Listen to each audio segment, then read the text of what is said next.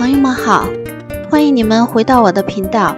今天给大家说一说栀子花搬出户外以后呢，该如何养护。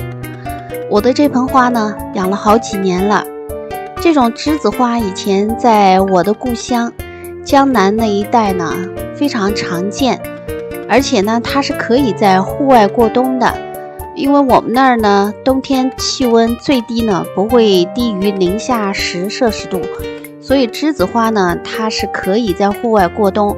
春天呢它自己就会在3月左右就发芽了。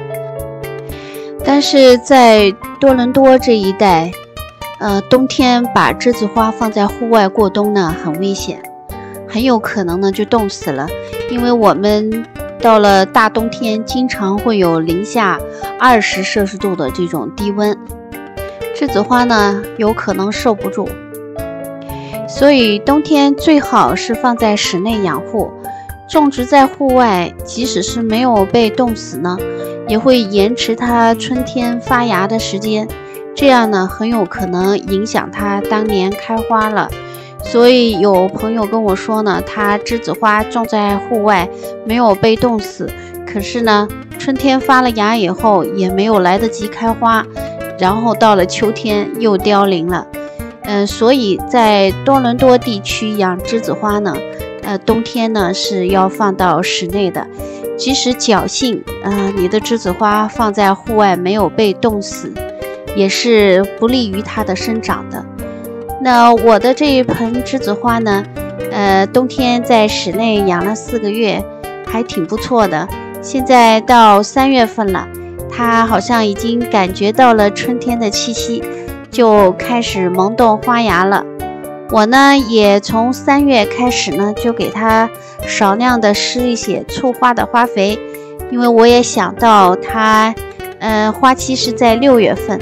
如果3月份它开始萌动的时候多给它施一些磷钾肥呢，有益于呢把植株养得更加健壮一些。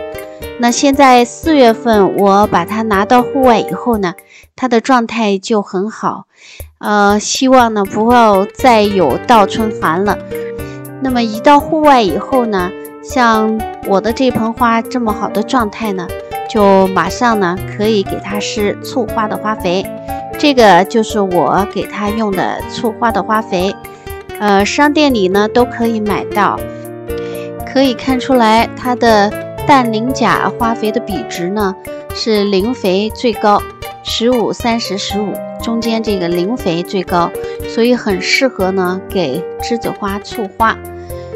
栀子花呢非常喜欢花肥，如果没有花肥它绝对不开花的，它就光长叶子，叶子也长不好。